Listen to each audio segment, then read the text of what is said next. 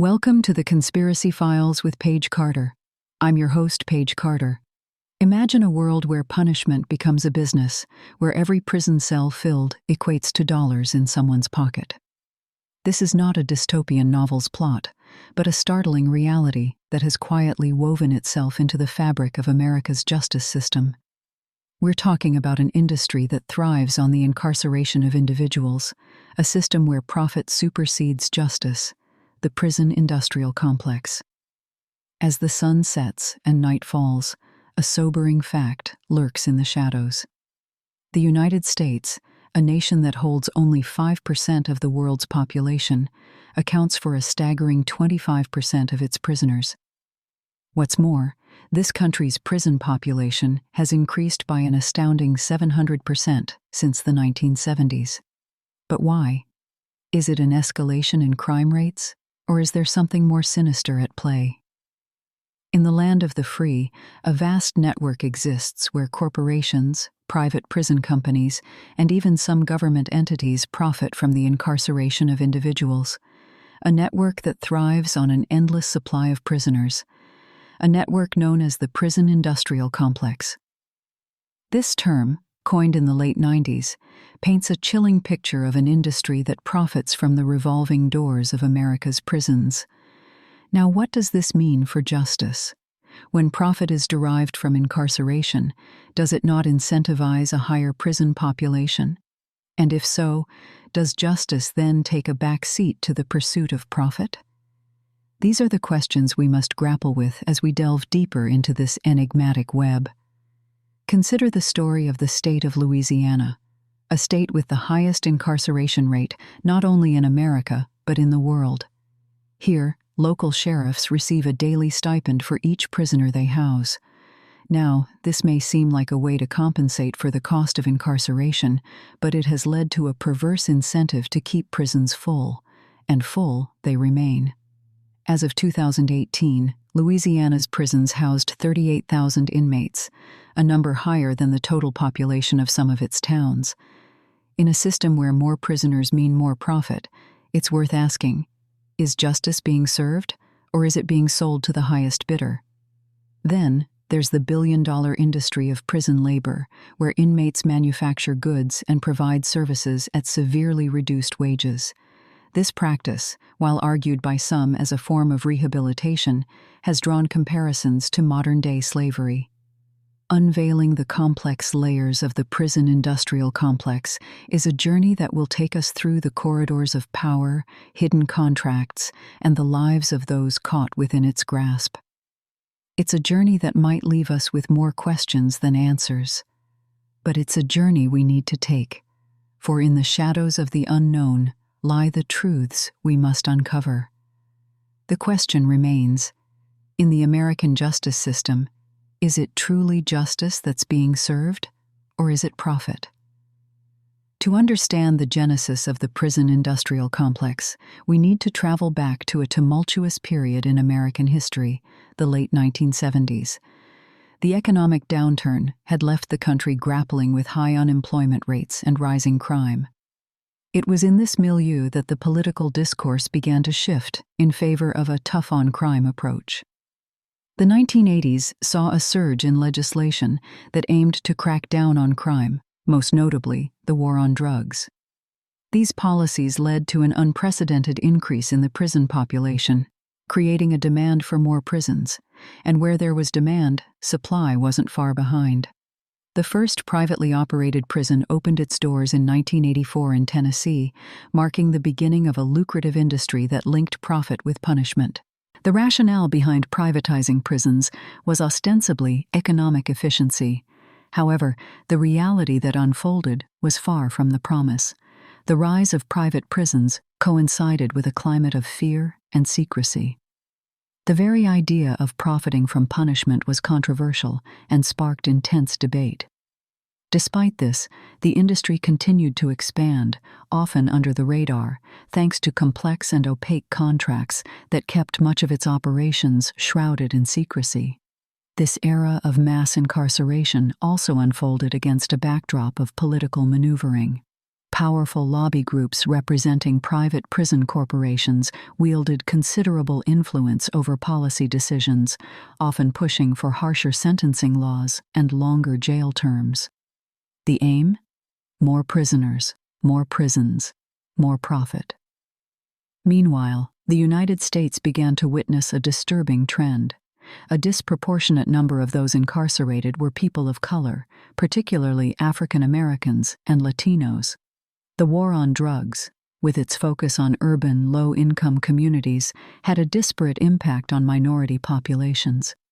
This systemic bias further fueled the growth of the prison industrial complex, perpetuating a cycle of poverty, crime, and incarceration.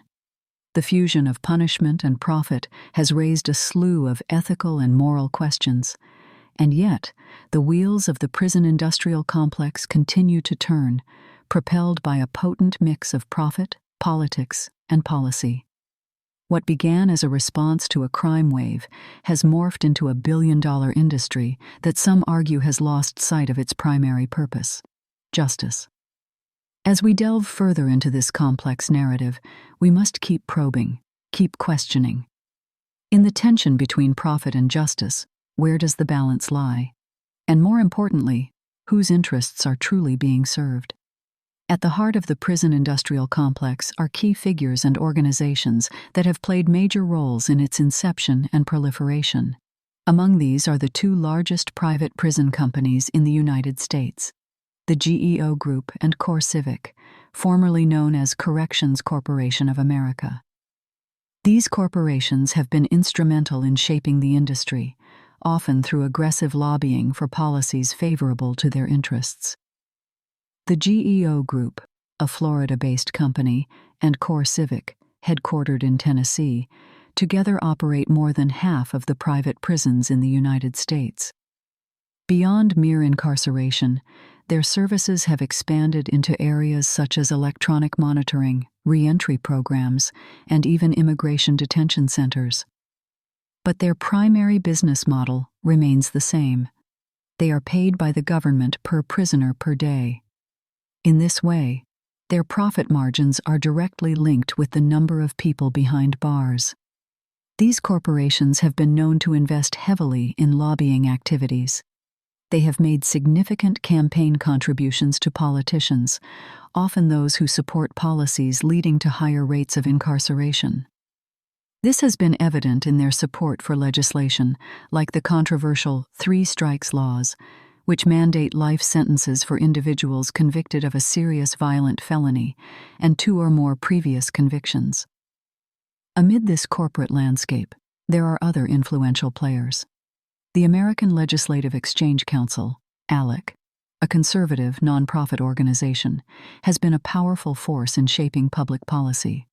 ALEC, which counts private prison companies among its corporate members, has been linked with the drafting of bills that increase prison sentences and criminalize certain behaviors, thereby increasing the prison population. Moreover, there are numerous ancillary businesses that profit from the system, from companies that provide healthcare and food services in prisons to those that profit from prison labor. Inmate labor has been leveraged by corporations, including some household names, reaping benefits from the cheap labor provided by prisoners. These key players, with their interlocking interests, form a powerful network that perpetuates the prison industrial complex. Their motives often intertwine, driven by the desire for profit, political influence, and control. However, as we delve deeper into this intricate web, we must question the implications of a system that monetizes human captivity. As the lines between justice and profit blur, the true cost of the prison industrial complex becomes increasingly difficult to ignore. The public consciousness regarding the prison industrial complex wasn't always as heightened as it is today. The unmasking of this intricate system can be traced back to certain key events, revelations, and individuals who brought its inner workings to light. One such event unfolded in 2015 when investigative journalists of The Nation published a series of exposés on the private prison industry. They revealed horrific conditions within these facilities, including overcrowding, negligent health care, and excessive use of solitary confinement. The articles sparked outrage among the public and contributed to a growing skepticism towards the private prison industry. Meanwhile, the American Civil Liberties Union, ACLU, has been advocating against the prison industrial complex for years.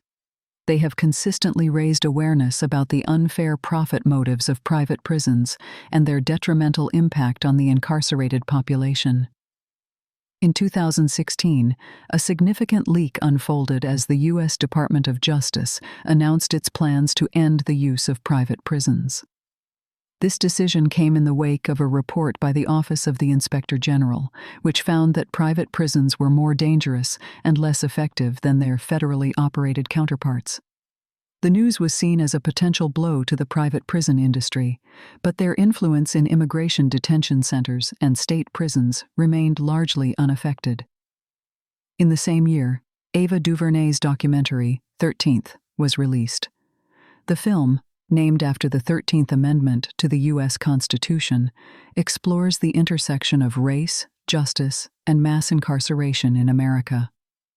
DuVernay argues that while the 13th Amendment abolished slavery, it left a loophole that has been exploited to perpetuate a system of forced labor through mass incarceration. Through these and other revealing instances, the public has become increasingly aware of the prison industrial complex. The transparency brought about by investigative reporting, legal disclosures, and thought-provoking media has been instrumental in exposing the blurred lines between justice and profit. However, while these revelations have brought the prison industrial complex into the public eye, they also point towards a deeper, more systemic issue. They suggest that the prison industrial complex is not a simple byproduct of criminal justice, but a deliberate and self-sustaining system that thrives on the monetization of human captivity. As we further explore this system, we must confront the disturbing implications of a justice system entangled with profit-driven motives. It is vital to consider the alleged efforts of suppression and control that have contributed to the continued existence and growth of the prison industrial complex. These range from the covert tactics employed by corporations and institutions to the more overt measures taken by governments. Private prison corporations are known for their aggressive lobbying strategies and campaign contributions, often targeting lawmakers who could help further their business interests. This approach, while not illegal, does raise ethical questions about the influence of money on policymaking, particularly in an area as sensitive as criminal justice. The American Legislative Exchange Council, ALEC, for instance, is a controversial organization that connects legislators with corporate representatives to draft model legislation. It has been accused of facilitating the passage of laws beneficial to private prisons, such as the 3 Strikes Law and Truth in Sentencing laws, both of which have contributed significantly to increased incarceration rates. Furthermore, there have been numerous allegations of corporations and institutions suppressing information or manipulating narratives to maintain support for the prison industrial complex. For instance, evidence suggests a pattern of private prison companies downplaying or outright denying the existence of problems within their facilities. Investigations into prison conditions often uncover a stark contrast between the official narrative and the lived experiences of inmates. Reports of inadequate health care, violence, and insufficient training for staff are recurrent themes. Yet, these reports are often met with staunch denial or dismissal from those profiting from the system, perpetuating a cycle of neglect and abuse. Government entities, too, have been accused of obfuscating the realities of the prison industrial complex. Critics argue that an emphasis on crime rates and a narrative of public safety are used to justify the expansion of a system that profits from mass incarceration. In some instances, whistleblowers and advocates who attempt to expose these realities face retaliation. This includes prison employees who are silenced or penalized for speaking out about the conditions within the facilities they work, and journalists who face barriers in accessing information or conducting investigations into these institutions. These suppression efforts, combined with the influence of profit motives on policymaking, contribute to a system that often prioritizes financial gains over justice. They serve to maintain the status quo, obscuring the true cost of the prison industrial complex from public view and stifling efforts to instigate meaningful reform. Ultimately, it raises the question of what it means to have a justice system where the scales are tipped not by the pursuit of justice, but by the pursuit of profit. Perhaps one of the most well-known whistleblowers in this context is Shane Bauer, an investigative journalist who went undercover as a prison guard to expose the harsh realities of private prisons. Bauer worked at a Louisiana prison run by Corrections Corporation of America, now known as CoreCivic, one of the largest private prison corporations in the United States. His experiences, documented in his book American Prison, revealed a disturbing glimpse into the world of private prisons, detailing poor working conditions, inadequate training, and a culture of violence and neglect. However, Bauer's journey to expose the truth was fraught with risk and consequences. He faced potential legal repercussions and personal danger, as private prisons are known to be notoriously secretive and protective of their operations. If discovered, he risked facing retaliation from both the corporation and the inmates whose trust he had to gain. Another case worth noting is that of Robert Rosso, a long-term prisoner and a freelance journalist who has written extensively about the prison industrial complex from the inside. Rosso has faced numerous instances of retaliation for his work, including solitary confinement and seizure of his journalistic materials. Then there's the case of James Kilgore, a former prisoner turned researcher and activist. He has faced backlash from the political right for his advocacy against mass incarceration and his research on the prison industrial complex. His position as a research scholar at the University of Illinois was threatened due to public outcry over his past as a former fugitive involved in revolutionary activism. In the face of such retaliation and risk, these whistleblowers and activists have demonstrated immense courage. They have dared to lift the veil on a system that thrives in the shadows, revealing its true nature to the public. Their stories serve as a testament to the lengths that those profiting from the prison industrial complex will go to suppress the truth, and the lengths that those seeking justice will go to expose it. Yet, the struggle continues. The prison industrial complex is a behemoth entrenched in our society and our economy. It is a system that has proven remarkably resistant to change, one that requires continuous scrutiny and a steadfast commitment to justice to ensure that profit does not continue to outweigh the pursuit of fairness and human dignity. Declassified files, testimonies, and data reveal a deeply ingrained system revolving around profit. One such piece of evidence is the federal lawsuit filed in 2015 against Global Tellink, a company providing telephone services to inmates. The plaintiffs alleged that the company was charging exorbitantly high rates, some as much as $1 per minute, for phone calls.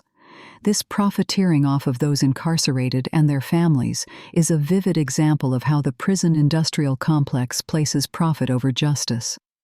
There's also the testimony of Paul Wright, a former prisoner and the founder of the Prison Legal News.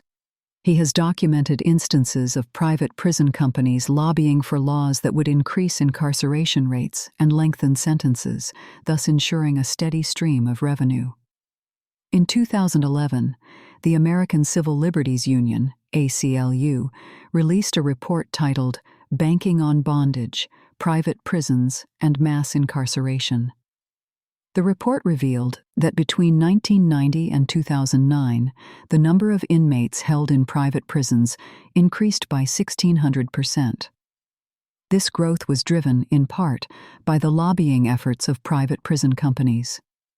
The ACLU report underscored the perverse incentives within the prison industrial complex, a system that profits from increased incarceration and longer sentences, rather than focusing on rehabilitation and reducing recidivism. In 2013, the University of Wisconsin-Madison released a study showing that private prisons were more likely to issue infractions to inmates, thus extending their sentences. Private prisons, the study found, have a vested interest in keeping prisoners incarcerated for longer periods, which contradicts the very essence of a justice system that should be aimed at rehabilitation and reintegration.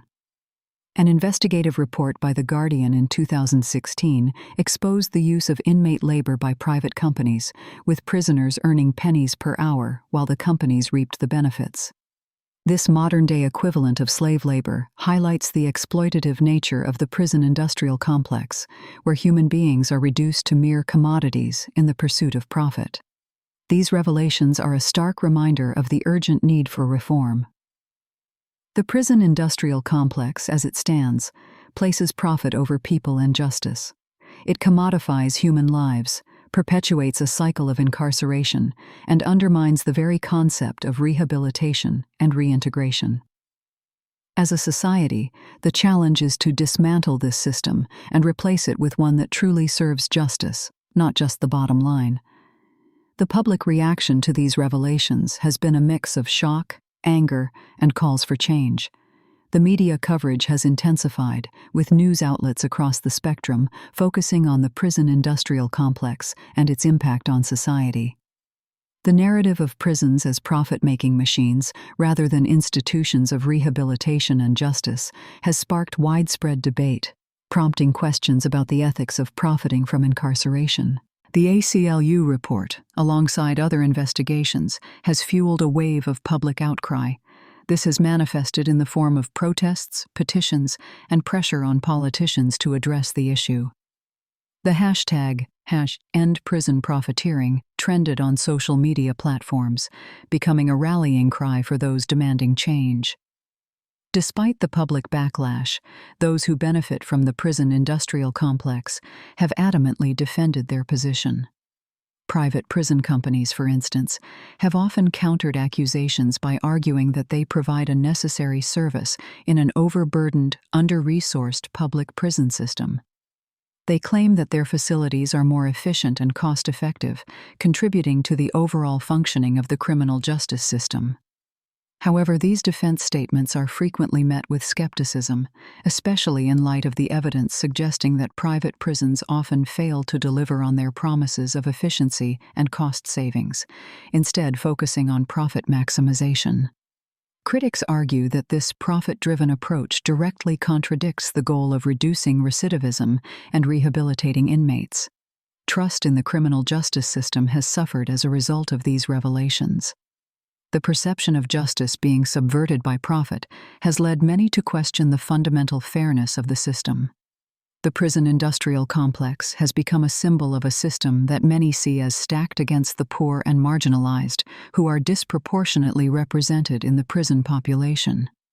Controversies have also emerged around the use of inmate labor. Companies that have utilized prisoner labor have faced consumer boycotts and public shaming campaigns. Some, in response, have severed their ties with prisons, while others continue to defend their practices, arguing that prison labor provides inmates with useful skills and a sense of purpose. Yet such arguments often fail to address the exploitative pay rates and the coercive environment in which this labor occurs. The prison industrial complex, as it exists today, has therefore become a flashpoint in public debates about justice, ethics, and the role of profit in society. It has exposed deep-seated issues and has prompted demands for a reformed system that prioritizes rehabilitation over profit. The public's eyes are now wide open to a reality that was once shrouded in secrecy, a system that too often places profit over justice. The legacy of the prison industrial complex is deeply embedded in the fabric of modern society, shaping cultural perspectives, political agendas, and technological advancements. Its influence is pervasive, touching every aspect of life, from entertainment to policymaking, and even the development of technology. In popular culture, the prison system has been a central theme in films, music, books, and television series, shaping public perception and understanding of incarceration. These portrayals often perpetuate stereotypes and misconceptions. They can reinforce the belief that prisons primarily house dangerous, violent criminals, distracting from the reality of a system that disproportionately incarcerates the marginalized for minor offenses, often driven by the profit-making motives of the prison-industrial complex. In the political arena, the prison-industrial complex continues to wield significant influence. It has been linked to the creation and enforcement of harsher sentencing laws, such as mandatory minimums and three-strikes rules, which contribute to the overpopulation of prisons. Many attribute the persistence of these policies, despite evidence of their ineffectiveness in reducing crime, to the lobbying power of private prison companies and other stakeholders in the prison-industrial complex. In the realm of technology, the prison-industrial complex has spurred innovation, but not necessarily in ways that serve justice or rehabilitation. Surveillance technology, such as electronic monitoring devices, has become a lucrative industry. While touted as alternatives to incarceration, these technologies often serve to extend the reach of the prison-industrial complex, turning entire communities into extensions of the prison environment. The lessons that emerge from this examination of the prison-industrial complex are numerous and multifaceted. It underscores the need for vigilance against the erosion of justice by profit-driven motives. It highlights the importance of scrutinizing the narratives that shape public understanding of the prison system. It also serves as a powerful reminder of the influence that economic interests can exert on policy and technology. Yet, amid these grim realities, there is also a glimmer of hope. The growing awareness of the prison-industrial complex has sparked movements advocating for prison reform and abolition. It has given rise to critical discussions about the role of profit in the justice system. It has prompted calls for a shift in focus from punishment to rehabilitation, from exclusion to reintegration. The prison-industrial complex, in its legacy and continuing influence, offers a stark reminder of the potential for profit to corrupt justice. But it also stands as a testament to the power of informed public discourse to challenge and reform oppressive systems. The journey through the labyrinth of the prison-industrial complex has left us with more questions than answers, elucidating the intricate relationship between profit and justice. As we stand at the end of our exploration, the towering edifice of the prison-industrial complex continues to cast a long shadow, its inner workings shrouded in secrecy and ambiguity. The prison-industrial complex, with its vast reach and undeniable influence, is not merely a machine. It is a mirror held up to society. It reflects our values, our fears, our prejudices. It unveils the price we are willing to pay, sometimes unwittingly, for a sense of security, a promise of justice. But at what cost? And for whose benefit? This exploration reveals a complex web of economic and political interests that converge at the intersection of punishment and profit. It exposes the ways in which the gears of the prison-industrial complex are greased by the engine of capitalism.